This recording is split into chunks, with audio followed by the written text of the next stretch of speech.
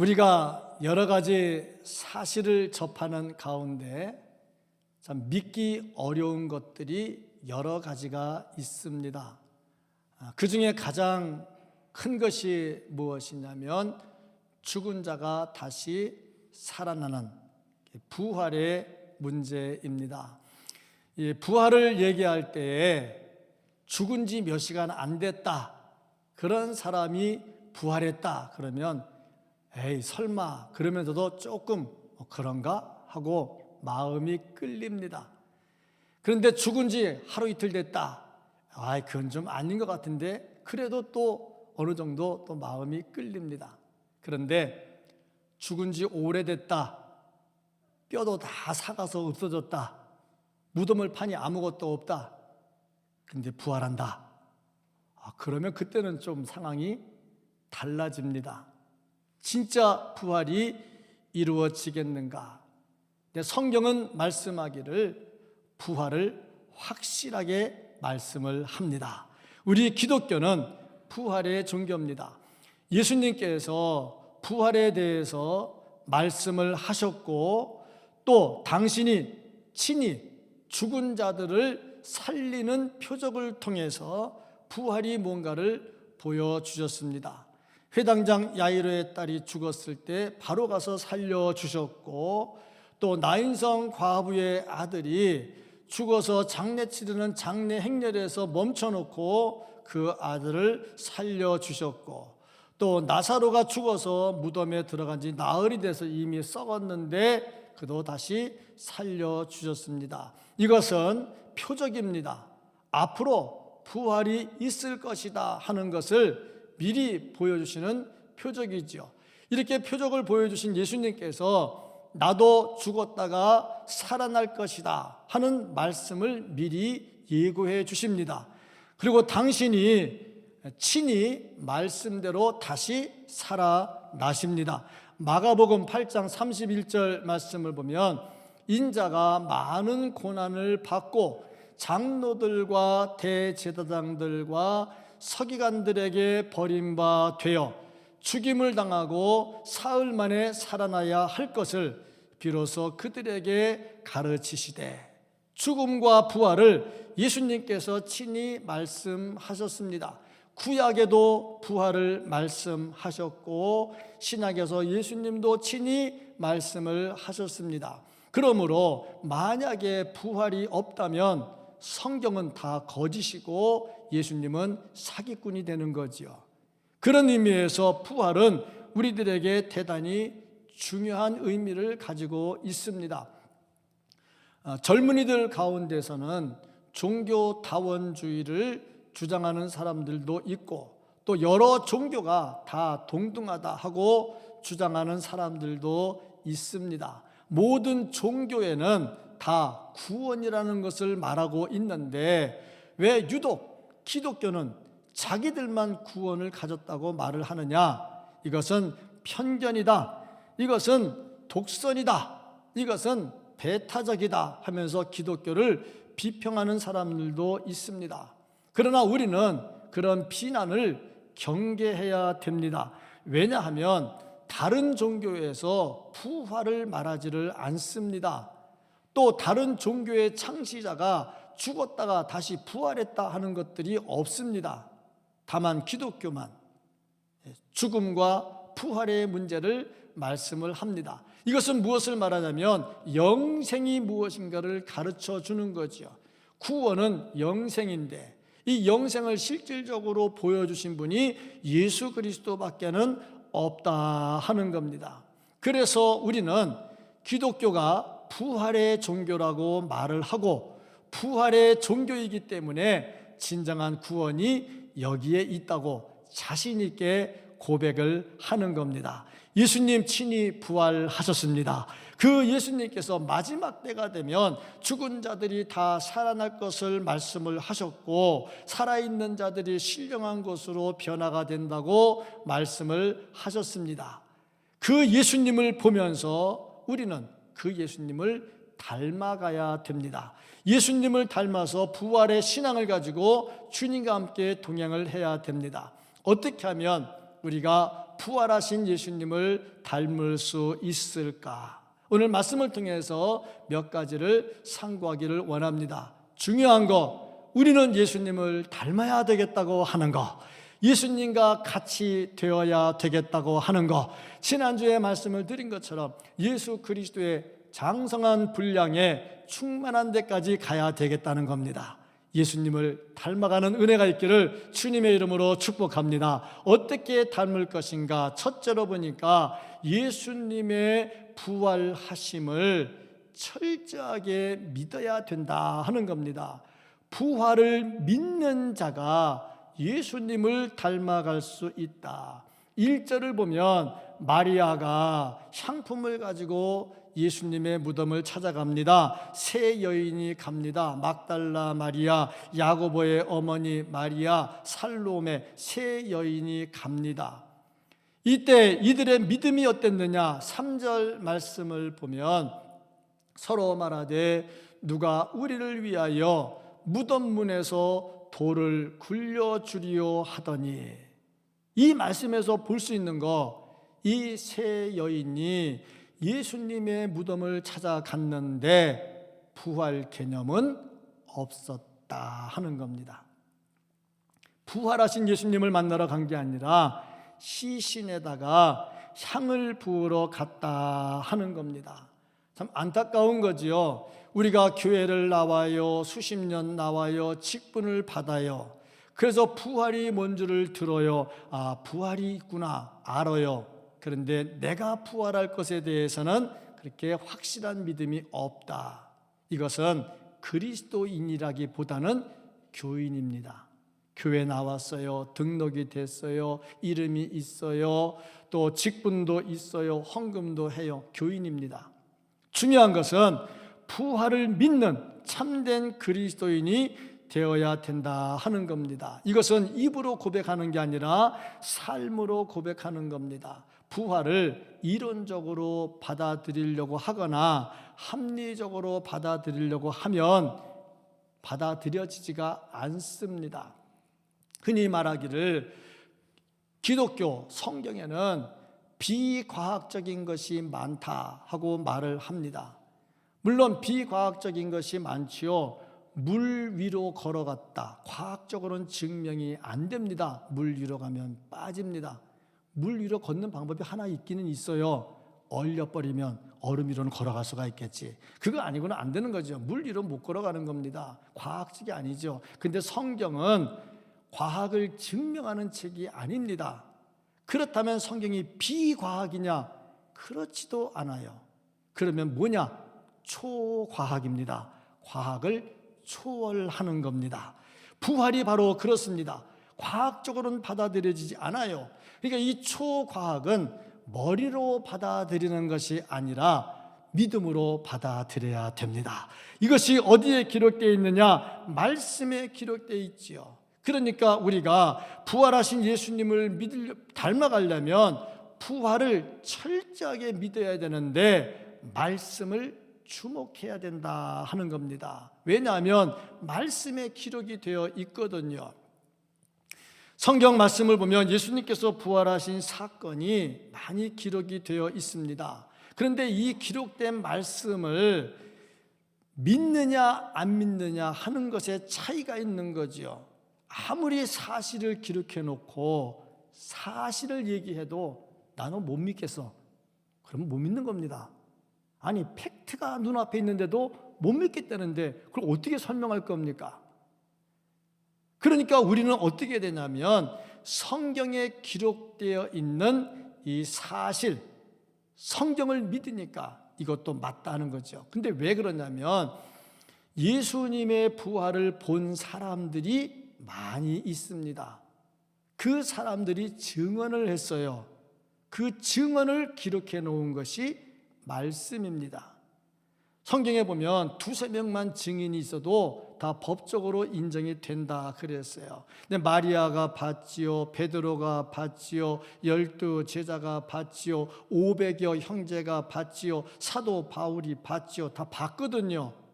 그래서 봐서 봤다고 기록을 다 해놨다 이 말씀입니다.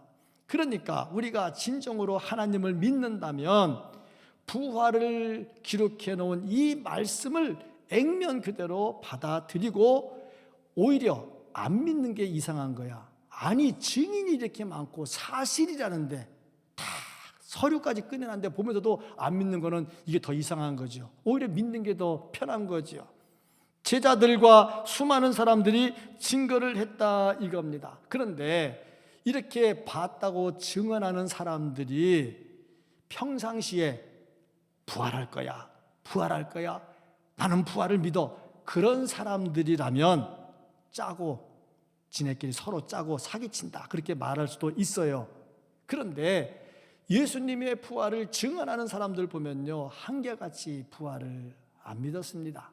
9절 말씀을 보면요, 예수께서 안식 후 첫날 이른 아침에 살아나신 후 전에 7 귀신을 쫓아내어 주신 막달라 마리아에게 먼저 보이시니, 먼저 보였단 말입니다.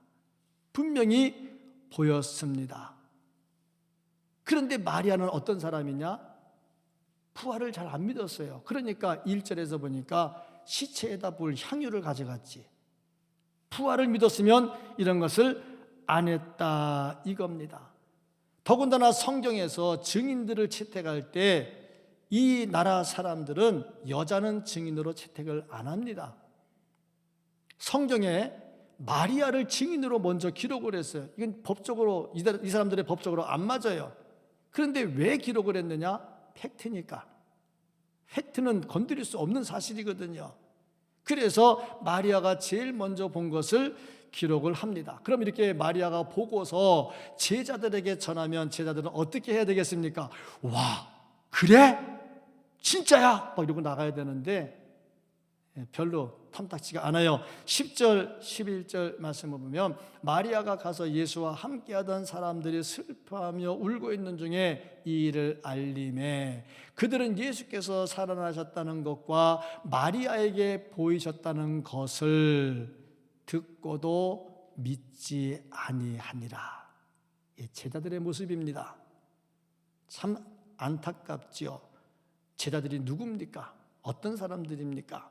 그 다음에 12절, 13절 말씀을 보면 그 후에 그들 중 2 사람이 걸어서 시골로 갈 때에 예수께서 다른 모양으로 그들에게 나타나시니 2 사람이 가서 남은 제자들에게 일렀으되 역시 믿지 아니하니라. 아니, 보고서 봤다는데도 안 믿어요. 참 안타까운 일이죠. 그 다음에 14절 말씀을 보면 그 후에 11 제자가 음식을 먹을 때 예수께서 그들에게 나타나사 그들의 믿음 없는 것과, 부활을 봤다는데도 안 믿잖아, 믿음 없는 것과 마음이 완악한 것을 꾸짖으시니 이는 자기가 살아난 것을 본 자들의 말을 믿지 아니함일러라.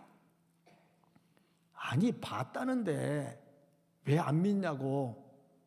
그거 참 안타깝지 않겠습니까? 말씀을 받지를 않는 겁니다. 우리는 이 당시의 사람들보다 더 열악한 환경입니다. 이 당시는 그래도 마리아가 봤다고 말하잖아. 봤으니까 봤다고 말하는데 지금은 본 사람이 없어요. 우리가 어떻게 예수님의 부활을 받을 겁니까?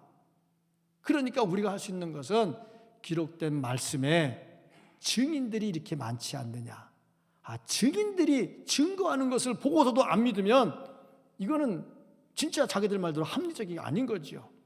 그래서 우리는 어떻게 되느냐? 예수님을 닮으려면 기록된 말씀, 부활에 대해서 기록된 말씀을 그대로 믿어야 된다 하는 겁니다. 말씀을 믿을 때 부활이, 살아있는 부활이 되는 겁니다.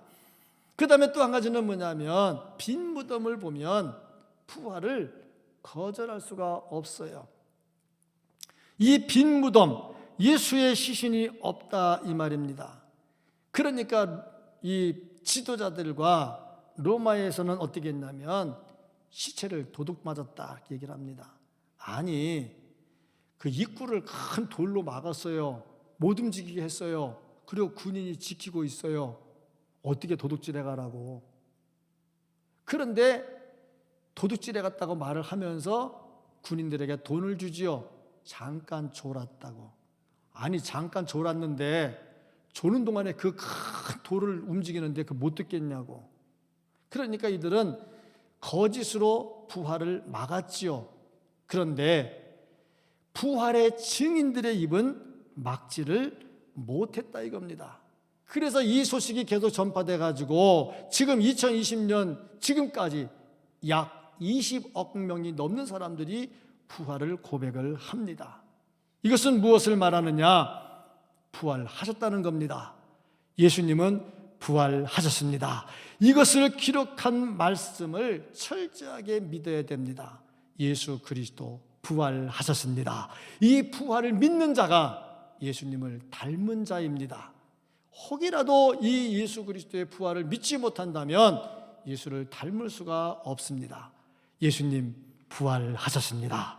두 번째, 이 부활하신 예수를 목격했으면 열심히 전해야 된다 하는 겁니다. 목격했으면 반드시 전해야 된다. 예수님의 부활을 전할 때 예수님을 닮아갈 수가 있습니다. 뭐든지 계속 모방하다 보면 닮아가요. 그런데 예수님이 이 세상에 계실 때 무엇을 하셨느냐? 복음 전하는 일을 하셨습니다. 마가복음 9장 15절 말씀을 보면요, 마태복음 9장 15절 말씀을 보면은 예수께서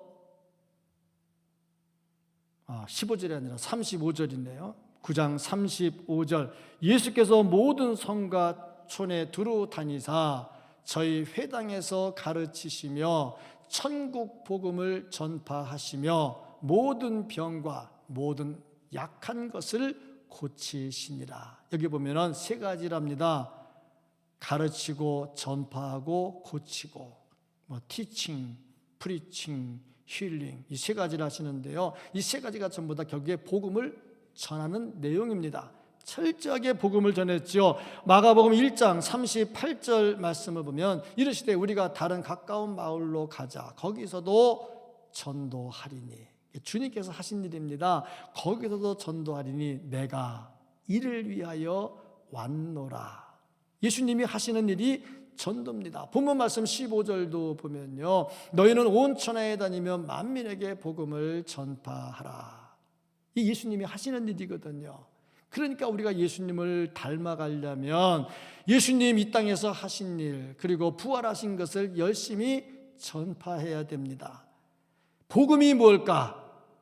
저는 지난 1월 한 달 동안에 복음에 대해서 말씀을 전했습니다. 복음이 뭔지, 예수 그리스도가 복음이고 예수 그리스도께서 하신 일이 복음이고 예수님에 관한 모든 것이 다 복음이라, 그렇게 말씀을 전했습니다. 그리고 이 예수 그리스도께서 죽은 자 가운데서 다시 살아나셨습니다. 이것이 복음이라 하는 거지요. 빈 무덤을 본 사람들은 예수 그리스도의 부활을 열심히 전했습니다. 오순절에 성령 받은 다음에 더 뜨겁게 전했습니다.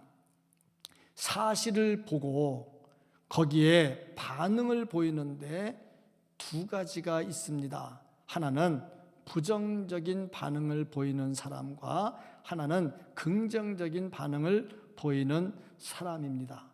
똑같은 것을 보는데요, 어쩌면 그렇게 다른지 모르겠어요. 이게 사람이 그래서 사람인가 봐요.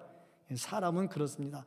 똑같은 장소에서 똑같은 것을 보는데요, 달라요. 똑같은 시간에 똑같은 교회에서 똑같은 말씀을 듣는데요, 어떤 사람은 기쁨이 있고요, 어떤 사람은 회개가 되고요, 어떤 사람은 시험에 들고요. 다 똑같은 말을 듣는데 다 달라요. 참 희한하죠. 그래서 아마 사람이라 이렇게 생각을 합니다. 사람이기 때문에 느끼는 게 다르겠죠. 두 가지 안목이 있어요. 부정적으로 보는 사람이 있습니다. 이런 사람들은 소망이 자꾸 사라집니다. 매사에 부정적으로 보면 소망이 사라집니다. 지금 코로나19 때문에 많이 힘든데 이거 부정적인 것만 보면 소망이 사라집니다. 저는 요즘 코로나 뉴스를 안 봅니다. 왜냐하면 자꾸 보니까 소망이 자꾸 사라져가지고 자꾸 믿음이 약해지는 것 같아요. 아예 안 봅니다. 그냥 주여하고 조심하고 또 조심하고 조심하고 또 조심하고 그러는데, 부정적인 생각만 자꾸 하면요, 뉴스도 보면 코로나도 이렇게 어디서 어떻게 치료했다, 어디서 어떻게 치료했다, 그런 거는 조금 나오고요, 어디서 어떻게 돼가지고 퍼졌다 막 이런 것만, 교회가 어떻게 돼가지고 이렇게 됐다 막 이런 거 막 크게 막 나오니까 그 뉴스도 100%는 아닌 것 같아요. 어찌됐든지 간에 부정적인 생각을 자꾸 하다 보면 인기 연예인이, 탤런트가 자살을 합니다. 이게 부정적인 결과지요. 두 번째는요, 긍정적인 것은 뭐냐면 그냥 자기 자신이 긍정적인 게 아니라 예수 안에서 참 소망을 갖는 겁니다. 예수님을 출발점으로 합니다. 이런 사람들은요, 빌립보서 4장 13절 말씀이 힘이 되지요. 내게 능력 주시는 자 안에서 내가 모든 것을 할 수 있느니라. 힘이 되지요. 코로나19가 아무리 힘들어도 주여 은혜 주시고 정말 극복해 나가게 해주시고, 좀 이렇게 어려움 무릅쓰고 전철 타고 버스 타고 또 교회 오면서 또 교회 와다 자칫 잘못하면 또 매스컴 타면 어떻게 되나 막 두려움도 오잖아요. 이런 두려움 중에서도 주여 할렐루야 또 그러는 거 아닙니까? 그러면서 막 소망이 생겨나는 것이다 이 말입니다. 부디 원하기는 좀 치료제도 빨리 나오고 백신도 빨리 나오고 두려움도 멀어지고, 참 이 아픈 것보다 더 무서운 게 두려움이에요. 조금만 머리 띵하면 코로나 아닐까? 내가 목사인데 이것 때문에 교회 못 가면 어떻게 하지? 막 이런 거. 어저께도 갑자기 뭐 이렇게 보니까 이렇게 욱신거려도 이거 코로나 아닐까? 막 두려움이 막 자꾸 오는 거 있잖아요. 목이 따끔따끔해. 이거 코로나 아닐까? 병보다 더 무서운 것은, 전염병보다 더 무서운 것은 두려움입니다. 조심하고 또 조심하되 두려움은 떨쳐버릴 수 있기를 축복합니다. 이런 사람들이 다 예수님을 닮아가는 사람들입니다. 철저하게 복음과 함께 예수님을 닮아갈 수 있기를 축복합니다. 세 번째가 뭐냐면 예수님과 함께 동행하는 삶을 사는 겁니다. 이 동행한다 하는 것은 같이 가는 겁니다. 누가 같이 가냐? 마음이 맞아야 같이 갑니다. 마음이 안 맞으면 같이 못 갑니다. 에녹은 65세에 무드셀라를 낳고 300년 동안 하나님과 동행했다 그랬습니다. 65세까지는 하나님하고 동행을 안 했나 봐요. 성경이 65세에 무드셀라를 낳고 300년 동안 동행했다 그런 거 보니까 65세 전에는 동행을 안 했던 것 같아. 그런데 300년을 동행하고 365세에 죽음을 맛보지 않고 하늘나라로 갑니다. 인간적으로 보면 안타까웠죠. 왜냐? 다른 사람은 다 900년 이상 살았는데 겨우 365년. 안타깝잖아. 우리말로 말하면 다 90살 이상 사는데 35세 떠난다. 그럼 좀 아쉽잖아. 뭐 그런 거 아니겠습니까? 그런데 에녹이 그렇게 된 비결이 뭐냐면 하나님과 동행했다는 겁니다. 동행은 마음이 맞아야 되는 거죠. 그만큼 하나님을 닮았다는 겁니다. 하나님을 닮았으니까 죽음과 멀리 떨어진 거죠. 그렇습니다. 우리가 예수님을 닮는다 할 때 예수님과 동행해야 합니다. 어떻게 동행하느냐? 동행하는 모습을 보니 우리가 예수님과 동행하는 것은 그 말씀을 듣고 말씀을 따라 살아가는 겁니다.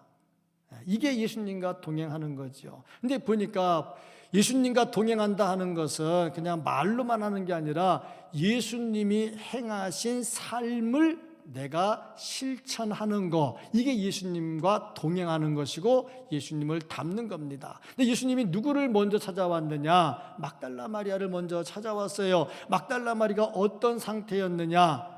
낙심했지요. 예수님만 바라보고 살았는데 돌아가셔서 하늘이 무너지고 땅이 꺼지고 낙심하지요. 소망이 사라지지요. 이런 사람을 찾아오십니다. 제자들을 찾아오셨습니다. 예수님 돌아가신 다음에 무서워 떨면서 문 잠가놓고 꼼짝 못하고 있었습니다. 코로나가 있는 것도 아닌데 문 잠가놓고 밖에도 안 나와서 꼼짝 못하고 있었어. 두려워 떨었어요. 그때 예수님이 찾아가셨습니다. 예수님 베드로도 만났지요. 베드로가 어떤 사람입니까? 예수님을 모른다고 부인하다가 저주까지 했잖아요. 그때 닭이 꺾이요 하고 울었잖아요. 그 닭이 그날만 울었을까? 새벽마다 울었지 않았을까? 그러면 베드로의 마음이 새벽마다, 그때 새벽 예배 깨워주는 건지 모르겠지만 새벽마다 닭이 울 때 얼마나 괴로웠겠습니까? 그 베드로를 예수님이 찾아오시는 겁니다. 두렵고 떨리고 걱정되고 힘든 사람 찾아오시죠. 우리가 예수님과 동행한다는 게 뭐냐? 이와 같이 연약한 자들을 찾아가서 그들과 함께 하는 것이 예수님을 닮는 것이고 이것이 예수님과 동행하는 것이라 하는 말씀입니다. 선한 사마리아 사람의 비유에서 보면 제사장도 지나가요, 레위 사람도 지나가요. 사마리아 사람이 가서 그 사람을 데려다가 주막에다 놓고 살려놔요. 자, 누가 이웃이냐? 뻔히 다 알지 않습니까? 사마리아 사람이 이웃입니다.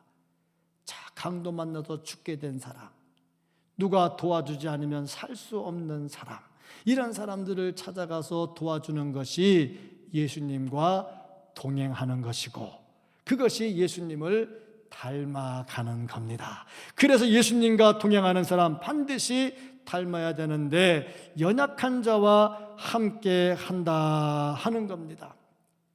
부활 직후에 예수님을 만난 사람들은 다 봤으니까, 그래도 봤으니까 흔들리지 않을 겁니다. 그런데 우리는 2000년 전 얘기입니다. 본 사람도 없습니다. 들은 사람도 없습니다. 지금도 나타나지도 않습니다. 자, 그러면 우리는 어떻게 해야 될까? 기록된 말씀을 믿고 따라가야지요. 이것이 이제 예배로 이어지면서 주와 함께 동행을 하게 됩니다. 나와서 예배드리는 것 중요하고 같이 예배드리는 것 중요합니다.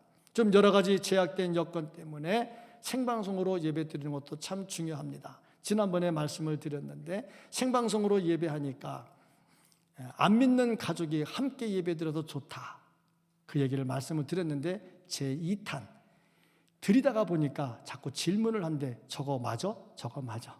그러니까 부활 설교 들으면 야 어떻게 부활하냐? 예배시간에 자꾸 물어보는가 봐.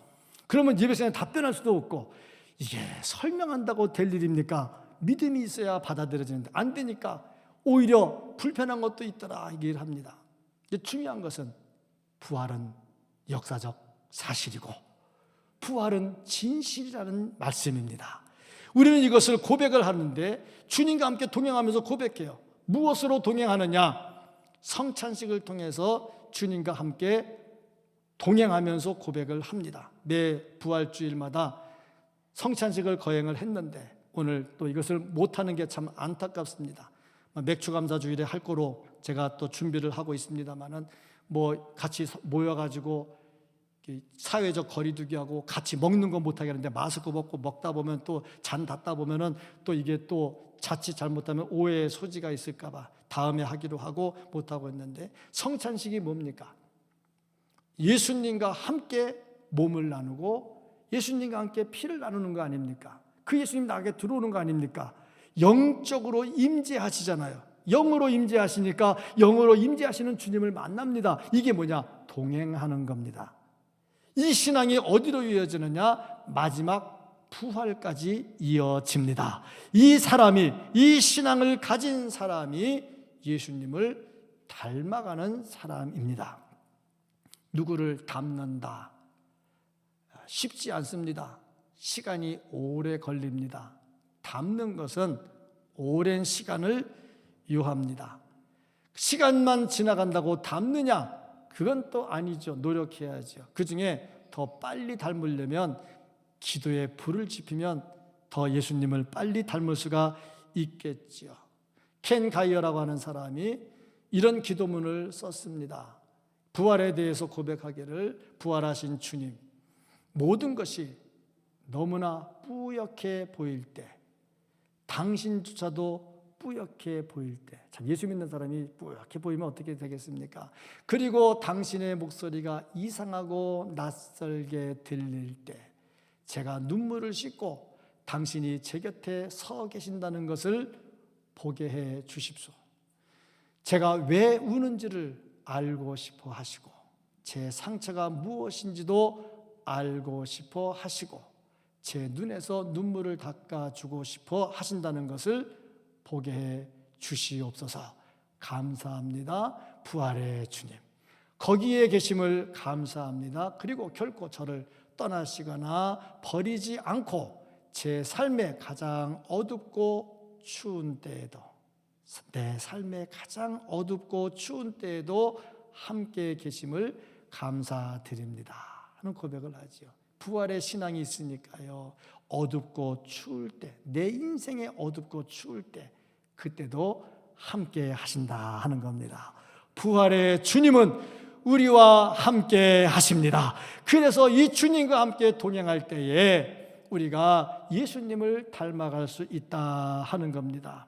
닮아간다는 것은 쉽지가 않습니다. 그러나 닮아가면 행복합니다.